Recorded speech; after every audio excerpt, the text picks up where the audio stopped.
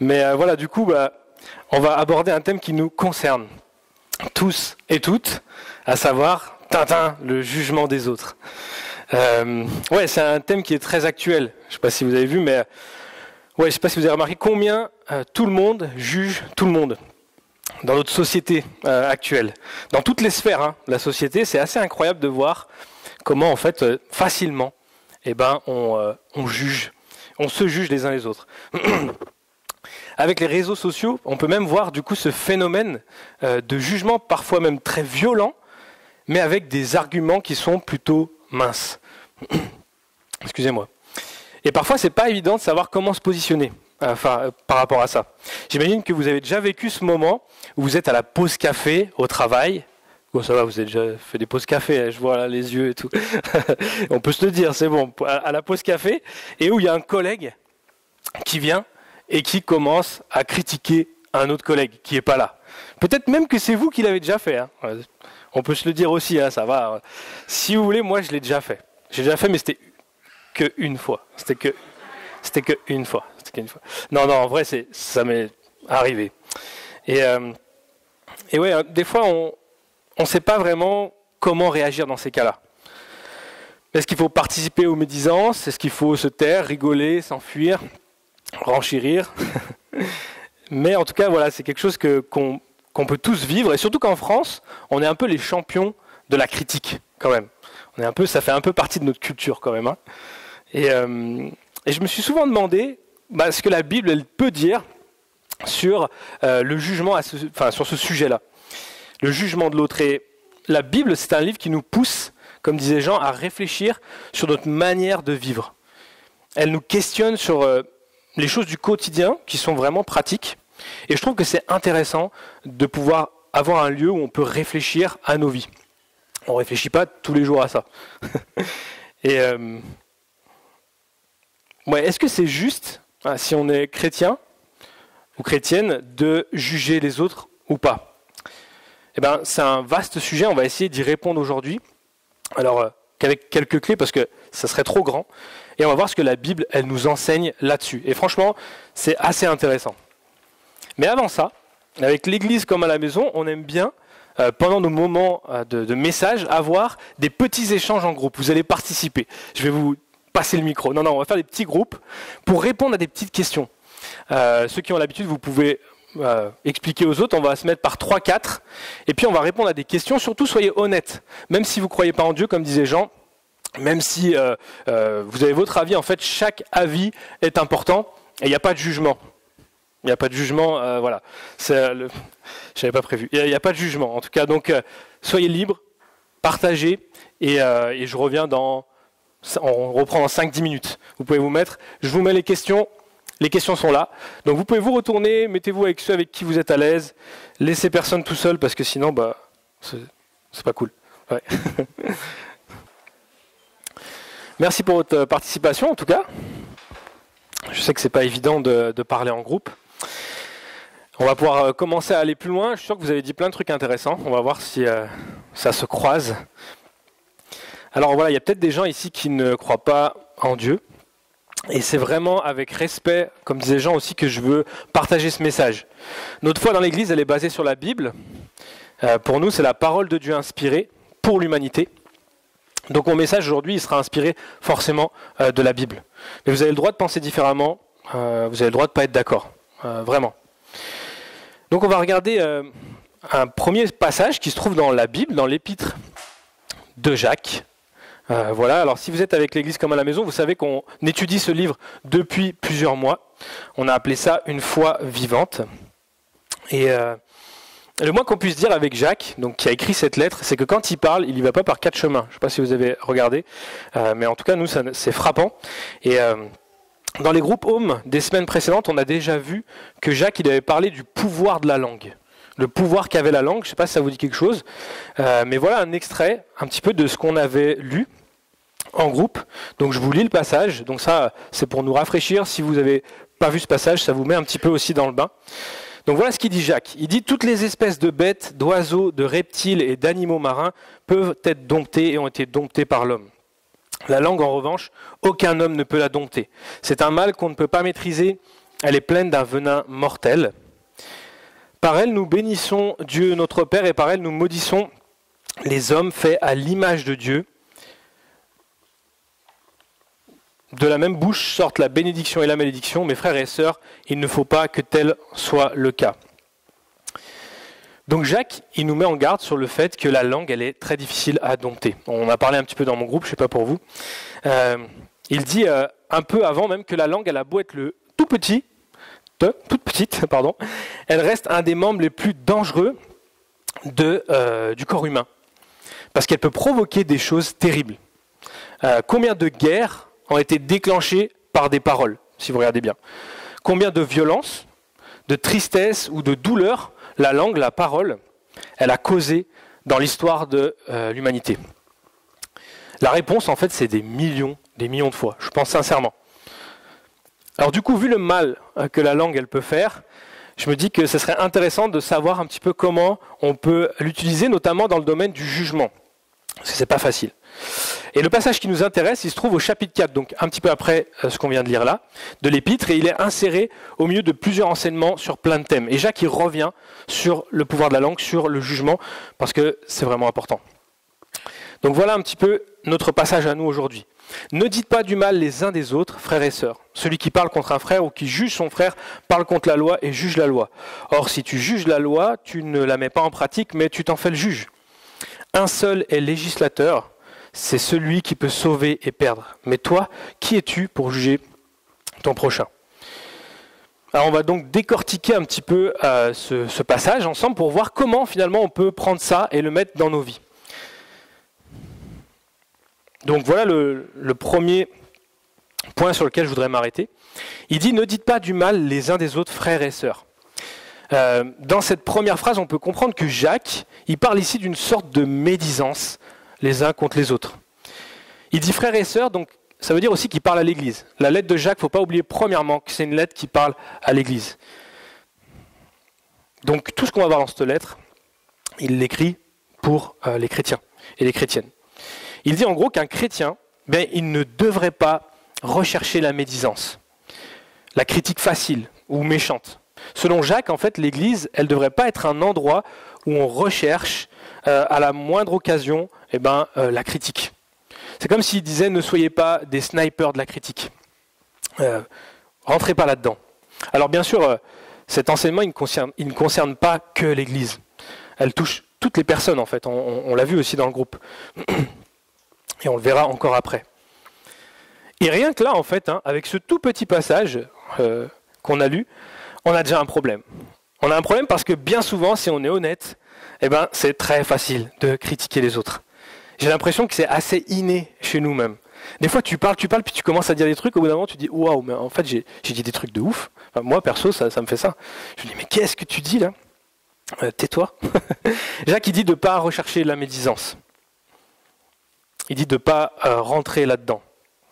Et en tant que chrétien, ce n'est pas du tout la première chose qu'on doit chercher. Selon la Bible, même l'Église, elle est appelée à être un groupe de personnes qui recherchent premièrement le bien de l'autre, qui cherchent à valoriser, pas à détruire, à aimer et pas à critiquer.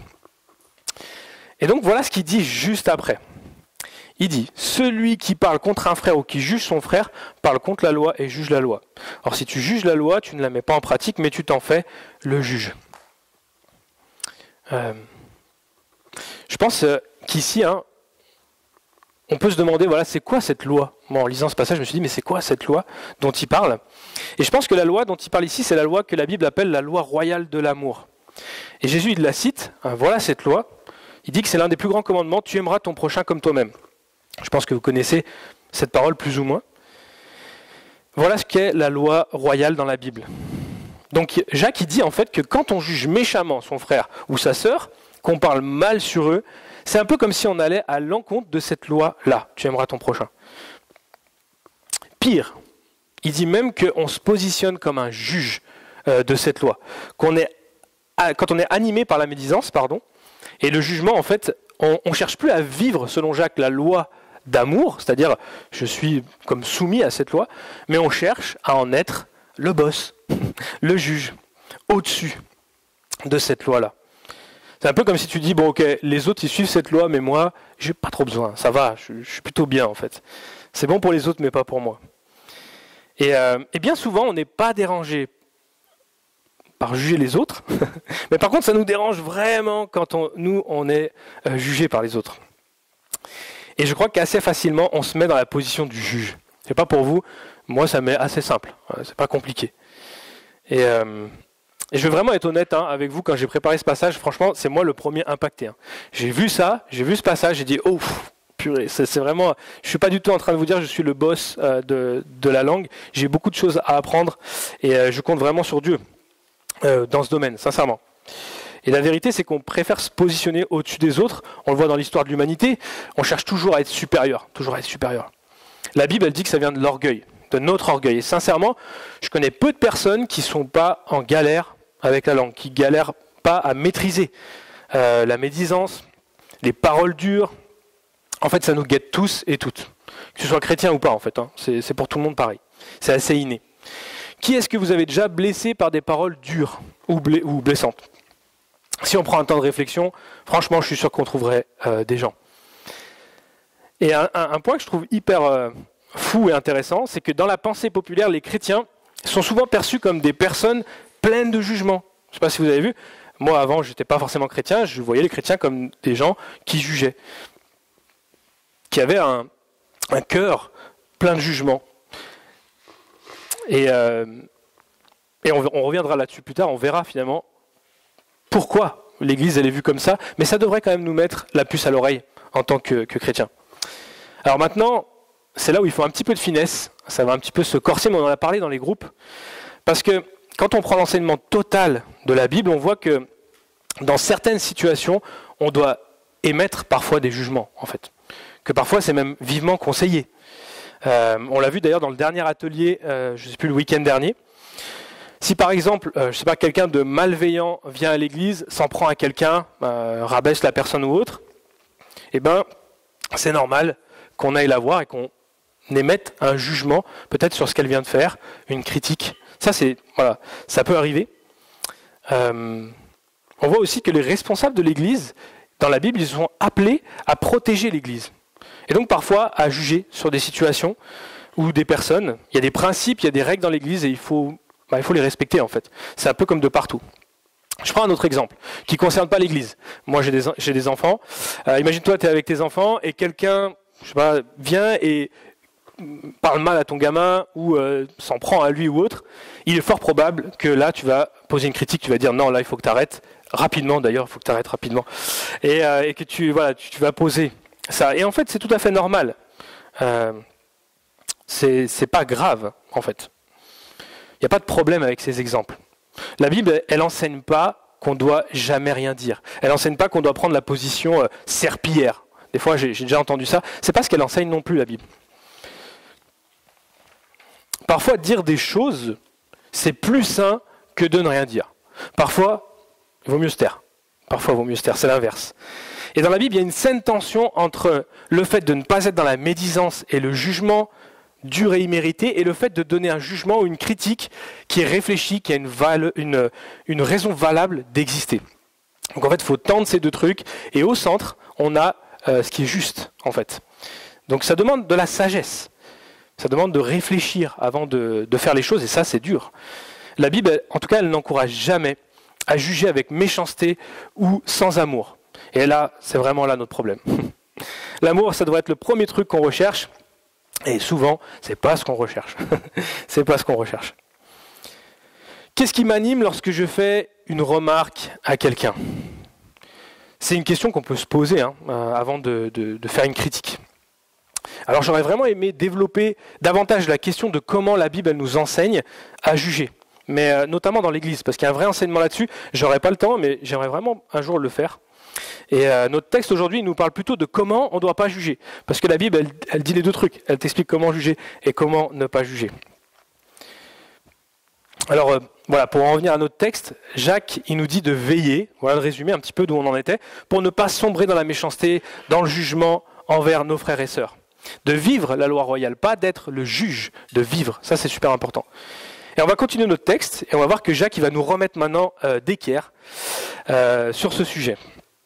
Il dit, un seul est législateur et juge, c'est celui qui peut sauver et perdre. Mais toi, qui es-tu pour juger ton prochain? Un seul est législateur et juge, on comprend rapidement que selon Jacques, c'est Dieu. Le seul être sur cette terre qui est le juge royal selon la Bible, c'est Dieu. Et c'est lui qui nous a transmis « tu aimeras ton prochain comme toi-même », donc c'est lui le législateur, c'est lui qui l'a écrit, c'est lui le boss, selon Jacques. Et selon moi. Mais voilà, la Bible nous dit que c'est lui le juge suprême. Et ça nous gêne. Ça nous gêne, parce qu'on préférerait nous-mêmes être le juge absolu. Ça serait plus facile, on ferait comme on veut, et puis voilà. Heureusement, ce n'est pas le cas. Mais c'est ça, en fait. Vous voyez, la base du péché originel dans la Bible, c'est que l'être humain, il a toujours voulu être Dieu. Et en même temps, franchement, même quand on est croyant, on le fait. Il ne faut pas croire que c'est juste... voilà. La Bible, elle dit que c'est Dieu le maître absolu, et pas nous. Et pourtant, franchement, combien de fois on dit à Dieu ce qu'il doit faire en tant que croyant? Ou alors on s'approche de lui parce qu'on a besoin, puis quand on a eu le truc, on se barre. Ça arrive. Et puis, dans notre conception des choses, c'est un petit peu comme si on arrive vers Jésus, on dit « Ok, oh Seigneur, c'est trop bien, viens, suis-moi, j'ai plein de trucs à te faire faire. Tu vas voir, ça va être ouf, il faut que tu m'écoutes par contre. » Alors que Jésus, il dit « Non, toi, viens et suis-moi. Moi, j'ai des trucs à te montrer, j'ai des trucs à te faire faire. » C'est pas l'inverse. Et ça, on a du mal aussi à le comprendre. Et ouais, c'est un petit peu, je pense, Jacques qui nous rappelle que nous ne sommes pas Dieu. Et je crois que c'est un bon début pour nous aider dans notre quotidien. Je ne suis pas Dieu. Lorsque tu commences à vouloir critiquer quelqu'un, peut-être tu peux te dire, attends, ouais, ok, je vais me remettre à ma place, peut-être. Le matin, on pourrait se dire ça nous aiderait, franchement. Et Jacques, il termine en disant, mais toi, qui es-tu pour juger le prochain? Qui es-tu? Toi qui juges tout le monde, t'es qui en fait? Il me le dit à moi aussi. Hein. Et en vrai, qu'est-ce que je suis? Je suis qu'un homme avec des faiblesses et des capacités, comme tout le monde. Et ouais, on va regarder maintenant un exemple que Jésus y donne pour aller un peu plus loin. Vous allez voir, c'est vraiment percutant pour voir, voilà, justement, il va parler de ce jugement-là. Donc je cite Jésus là, il est dans un grand enseignement et je vous partage ça. Il dit, pourquoi vois-tu la paille qui est dans l'œil de ton frère et ne remarques-tu pas la poutre qui est dans ton œil? Comment peux-tu dire à ton frère, laisse-moi enlever la paille de ton œil alors que toi tu as une poutre dans le tien? Hypocrite, enlève d'abord la poutre de ton œil et alors tu verras clair pour retirer la paille de l'œil de ton frère. Hop. Alors ce passage, il fait partie d'un méga enseignement de Jésus qu'il a donné devant plein de personnes et il parle justement ici du jugement. Voilà, pour continuer qu'on est encore toujours dans cette idée qu'on est des êtres humains, il donne cette image hyper mémorable pour nous. Pourquoi tu vois la paille qui est dans l'œil de ton frère et tu ne remarques pas la poutre qui est là? Pourquoi tu dis, attends, je vais enlever ta paille alors que toi, tu as des poutres? Voilà un peu ce qu'il dit. Il dit une, mais moi je dirais même des poutres. Ça vous rappelle personne, ça, franchement? C'est nous, en fait. On est là à critiquer les autres sur des trucs qu'ils font alors que nous-mêmes, on n'est pas irréprochables. Mais on est là en train de dire, ouais, t'as vu, hein, tout un méga truc. Et voilà, c'est un peu nous, en fait. On est un peu les champions de la détection de la paille, mais quand c'est pour remarquer notre poutre, là, on n'est pas bon. On n'est pas bon. Hypocrite, il dit Jésus. Enlève d'abord la poutre de ton œil et puis tu verras clair pour enlever la paille. La sagesse que Jésus nous enseigne là, c'est qu'avant de juger quelqu'un, vérifie ta position par rapport à ce sujet. Est-ce que toi, tu es clean par rapport à ça? Est-ce qu'il y a une poutre dans ton œil? La réponse, c'est que bien souvent, il y a une poutre. Et voilà ce que Jésus nous donne comme exemple. Il savait qu'on allait se reconnaître à ce moment-là. Et on peut se demander comment on peut être débarrassé de la poutre. Parce que Jésus, il dit, tu dois enlever la poutre, puis après, tu y verras plus clair. Et je crois que le premier moyen pour être débarrassé de cette poutre, c'est de reconnaître premièrement, humblement, qu'elle existe en nous. Et c'est là l'un des enseignements principaux de Jésus, durant sa vie. Hein. Il dira tout le temps ça. Tu ne peux pas enlever la poutre de ton œil tout seul, mais moi, je peux le faire. Ça, on pourrait le mettre dans plein d'enseignements de Jésus. Seul moi peut te délivrer du mal qui est en toi. Voilà le cœur de l'enseignement de Jésus. Mais pour que Dieu il nous libère du mal qui est en nous, il faut d'abord, au préalable, le reconnaître. Humblement, parce que sinon, tu ne peux pas être délivré d'un truc que tu ne te rends pas compte. Et vous savez pourquoi beaucoup de chrétiens ont été vus comme des moralisateurs? On en parlait tout à l'heure. C'est parce que souvent, ils ont essayé d'enlever la paille de l'œil de l'autre comme ça, là. Ils sont venus, attends, laisse-moi enlever la paille. Ils ont essayé aussi de s'enlever leur poutre tout seuls. Et ils ont essayé d'appliquer la morale un peu comme un fouet. Genre, non, ça c'est pas bien, enlève ça, ça c'est pas bien. Que ce soit avec les autres ou avec eux-mêmes. Ils sont tout le temps en train d'essayer d'enlever ces poutres. Et bien, c'est peut-être pour ça que les chrétiens, ils ont été vus comme des moralisateurs. Ils comprenaient le message du Christ comme, si tu es assez bon, tu pourras te sauver toi-même. Alors que Jésus, il dit l'inverse, je suis venu parce que tu n'es pas assez bon et que moi seul, je peux te libérer. Je peux te rendre bon, mais pas toi. Et je pense que Jacques, quand il écrit sa lettre, elle est très punchy, en fait, il n'a jamais eu l'intention de pousser les chrétiens à progresser en comptant que sur leur propre force. Ce serait une vraie erreur d'interprétation de notre part de se dire, ok, je vais y arriver à faire tout ce qu'il dit Jacques parce que moi je peux le faire. Moi je peux le faire. Ça, ce serait pas bon, c'est une erreur. Bien sûr, on a notre part à faire, mais elle est loin de suffire. Et j'en veux pour preuve au départ, vous avez vu dans les versets qu'on a dit de Jacques, quand il parle de la langue, il dit, la langue en revanche, aucun homme ne peut la dompter. C'est pas un hasard à mon avis qu'il ait mis qu'aucun homme ne peut dompter la langue. Il nous appelle à avoir des paroles justes, et puis en même temps il dit que ta langue elle est indomptable. Le seul moyen, en fait, la seule chose qu'il nous apprend, c'est qu'il nous pousse à comprendre qu'on a besoin de Dieu pour maîtriser nos paroles. Mais pas que pour les paroles. Tous les sujets de Jacques, si vous lisez, vous verrez, il y en a plein, on a besoin de Dieu. Jacques, il nous pousse dans cette direction. La Bible, contrairement à ce qu'on pense, ce n'est pas un livre moralisateur, c'est un livre de sauvetage. Le sauvetage que Dieu veut faire pour chacun et chacune d'entre nous. Et malheureusement, parfois, l'Église, elle a oublié ça. Elle a prêché la morale plutôt que de prêcher le sauvetage. Et on va voir maintenant pourquoi, on va arriver au cœur de tout ça. Pourquoi la langue, elle est si mauvaise? Vous allez voir, c'est super intéressant. On va un petit peu plus loin de ce passage-là. Jésus est en train de se faire tailler par des gens. Vous savez, pendant sa vie, il se fait juger. Vous allez voir, il répond, c'est bien, c'est un peu dur, mais on va arriver au cœur de l'enseignement de Jésus. Il dit, race de vipères. Comment pourriez-vous dire de bonnes choses, mauvais comme vous l'êtes? En effet, la bouche exprime ce dont le cœur est plein. Là, il n'est pas tendre, on l'a vu, mais regardez ce qu'il dit. On va s'intéresser plutôt à l'après. La bouche exprime ce dont le cœur est plein. Voilà la clé de toute la réflexion qu'on a aujourd'hui. Si on est médisant les uns envers les autres, comme il dit Jacques, c'est parce qu'il y a un problème dans notre cœur. Si on est rapide à juger, si on est méchant dans nos paroles, c'est parce que notre cœur, la Bible elle dit qu'il est dur, il est tortueux. La bouche exprime ce dont le cœur est plein, c'est assez net. Comme toujours, Jésus il pointe du doigt le problème. Donc plutôt que de rester en surface, de dire voilà, il va aller à la racine. Il ne te dit pas juste tais-toi. En fait, il veut nous réapprendre à parler avec amour, avec sagesse. Il ne veut pas juste qu'on soit des robots. Il veut réapprendre à parler. En fait, il veut changer notre cœur. Et alors seulement à ce moment-là, notre comportement, nos paroles, elles vont changer. C'est du cœur que vient le changement. C'est ce qu'il dit Jésus. Et le moyen par lequel Jésus nous libère de notre poutre, il transforme notre cœur, eh bien, c'est en nous pardonnant. Quand tu as compris en fait que tu es imparfait, quand tu as compris que Dieu il t'aime tel que tu es, eh bien, en fait, tu es moins rapide à juger l'autre. Et tu te rends compte que la paille qui est dans l'œil de l'autre, c'est un peu le reflet de la paille qui est dans le tien. C'est un peu ça. Donc, son pardon transforme nos cœurs, en fait. Et voilà comment Jacques il termine ce petit enseignement. Il dit « Un seul est législateur et juge, c'est celui qui peut sauver et perdre. Mais toi, qui es-tu pour juger ton prochain ?» Dieu est celui qui peut sauver et perdre, c'est ce qu'il dit. Et la bonne nouvelle, c'est que Jésus ne veut pas nous perdre. Jésus n'est pas venu sur terre pour juger le monde, il est venu pour le sauver. C'est lui-même qui le dit. Il dit, moi je suis venu pour sauver le monde. Si tu crois en lui, en fait, si tu reconnais ton imperfection, voilà son message, il veut te libérer du mal, il est prêt à te pardonner. Mais pour ça, toujours pareil, il faut le reconnaître. Dieu est prêt à nous adopter.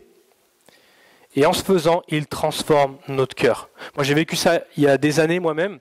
Ça m'a tellement apporté, ça m'apporte encore tellement que je le referai 1000 fois. Alors peut-être que vous êtes chrétien et que vous vous rendez compte que votre comportement, il n'est pas en accord avec ce que Dieu voudrait. Peut-être que tu juges trop durement les autres. et que tu prononces trop de médisance, eh bien la Bible, elle t'encourage à t'approcher de Dieu, à lui confesser tes fautes, de lui demander pardon. Tu connais l'évangile, tu sais que Jésus, en fait, il est venu pour te pardonner, pour prendre tes péchés, te donner sa justice. Il est mort et ressuscité pour ça. Et en fait, il faut qu'on rentre en guerre contre notre propre mal. Mais il faut qu'on se rappelle que dans cette guerre-là, Dieu, il est avec nous. Et que lui seul, il peut transformer notre cœur, notre langue. Tellement de fois on essaye de mieux faire, là je parle vraiment pour les chrétiens, sans Dieu. Comme si tout dépend de nous-mêmes. Et si tu es dans ce cas, reviens à l'évangile. Va voir le Seigneur dans la prière, dis-lui sur quoi tu butes. Demande-lui de changer ton cœur sur tel domaine, sur tel domaine. Et moi je crois qu'il le fera. Je l'ai vécu et c'est vraiment puissant. Demande-lui de t'aider à plus être dur, à plus être critique envers les autres. Reviens à Jésus, c'est lui la réponse. C'est ce que dit la Bible. Alors peut-être que tu ne crois pas en Dieu, mais que tu te rends compte que toi aussi tu as une poutre dans l'œil. Ça fait mal. Bienvenue au club en tout cas. Et en tout cas, même si tu ne crois pas en Dieu, la Bible t'invite à chercher Dieu, à en apprendre plus sur lui, parce qu'il est impossible de faire confiance à quelqu'un que tu ne connais pas. Genre si quelqu'un te dit « ouais, fais confiance à Dieu », mais que tu ne le connais pas, ça ne veut rien dire. Moi, je comprends tout à fait ça. Mais si tu le cherches, je crois qu'il se laissera trouver. Je crois même qu'il te trouvera. Peut-être vous pouvez chercher ce qu'il y a dans sa parole. Ça vous regarde vous. Personne ne peut forcer personne à croire. Encore une fois, ça, c'est du pipeau. Ça nous appartient. On peut poser la question à Dieu, où es-tu ? Moi, c'est ce que j'ai fait il y a quelques années. J'ai demandé à Dieu où il était et il s'est révélé à moi. Peut-être pas de la manière que je pensais, et souvent c'est ça. Mais il se révèle à nous. Il se révèle à nous, en tout cas, c'est ce que je crois. Il viendra. Alors pour finir, on a vu plein de choses. J'aime bien résumer un petit peu en 6 points. C'est pour toi, Jean, 6 points. Le premier point, c'est que notre langue, elle est humainement impossible à totalement maîtriser. C'est ce qu'il dit Jacques. Elle est humainement impossible. Soit chrétien ou pas, c'est pareil. Le deuxième point, c'est que l'Église et les chrétiens ne doivent pas rechercher la médisance et les jugements injustes. Ça, c'est pour les chrétiens. Je pense qu'on doit être dans cet état d'esprit. Quand on vient à l'Église, c'est pas ce qu'on doit faire. Troisième point, nous sommes appelés à vivre la loi royale de l'amour, pas en être le juge. Tu es appelé à vivre, à aimer, pas être le boss de la loi. En fait, c'est pas toi le boss, c'est ni moi, c'est Dieu. En 4, nous sommes tous aveuglés par nos poutres. Ça, il faut le reconnaître. 5e point, c'est que le problème vient du cœur et seul Dieu peut le transformer. Ça, c'est la base de tout. Seul Dieu peut transformer notre cœur. Et le 6e point, notre progression n'est possible qu'avec la collaboration de Dieu. On ne peut pas progresser sans Dieu. En fait, c'est pas, tu as beau rentrer chez toi et dire, allez, ouais, je vais essayer et tout, demain tu vas foirer. Et c'est partout, c'est pareil pour toutes les luttes en tant que chrétien. Tout ça, ça marche qu'avec Dieu. On est en collaboration avec Dieu. C'est ça la beauté de la Bible. C'est ça la beauté du Dieu de la Bible. C'est pour ça que j'aime Dieu. Et j'aimerais juste terminer par la prière. Et Chloé m'a dit de dire un truc, vu qu'on parle du jugement. Elle m'a dit qu'il ne fallait pas la juger. elle a un peu la pression, donc avec tout ce qu'on a dit, s'il y en a un qui la juge, non, je rigole. Vous pouvez la juger un petit peu, on a dit un petit, non, je rigole. En tout cas, voilà, je lui laisserai la place après ça. Et j'aimerais, finir par la prière, si vous voulez bien. Seigneur, on veut te remercier parce que tu es un Dieu bienveillant qui nous appelle à aimer notre prochain, comme nous-mêmes. C'est ça la loi, c'est ça que tu veux qu'on fasse en fait. Pas à juger, pas à être intolérant, mais à aimer. Tu nous appelles à être sages, à savoir comment critiquer. Donne-nous de la sagesse pour savoir comment critiquer, comment apporter des critiques positives, savoir comment nous positionner aussi dans le jugement, à être vrai, tout en aimant. Voilà, apprends-nous, avec l'Église comme à la maison, à ne pas nous rencontrer avec cette idée de tailler l'autre, de critiquer l'autre. Que quand on tourne le dos à notre frère ou à notre sœur, on ne soit pas en train de la critiquer. Quand on rentre chez nous, qu'on ne soit pas en train de critiquer les autres, Seigneur, mais qu'on cherche à les aider plutôt que de les critiquer. Je te prie que tu bénisses l'Église et qu'on puisse apprendre ça, qu'il y ait de l'amour entre nous. Je te prie pour chacun et chacune d'entre nous, ceux qui te connaissent comme ceux qui ne te connaissent pas, que tu puisses nous bénir, nous aider, te révéler à nous, Seigneur. Toi, tu ne rejettes personne. Jésus, tu aimes Tu veux sauver. Chacun et chacune d'entre nous, on a tous des poutres et on te les remet, Seigneur. On te demande de nous délivrer, de transformer nos cœurs, de nous apprendre à parler, nous apprendre à dire les choses, de ne pas nous faire de nous des religieux, mais de faire de nous des gens inspirés par toi. Ouais, qui t'aimons, Seigneur. Merci parce que tu nous aimes, tu prends soin de nous, tu veilles depuis qu'on est tout petit, tu veilles sur nous, Seigneur. Je te remercie pour ça. Je te rends grâce. Que toute la gloire te soit rendue, Seigneur. Ouais. Merci pour ta parole qui est pleine de sagesse pour nous. Ouais. Amen.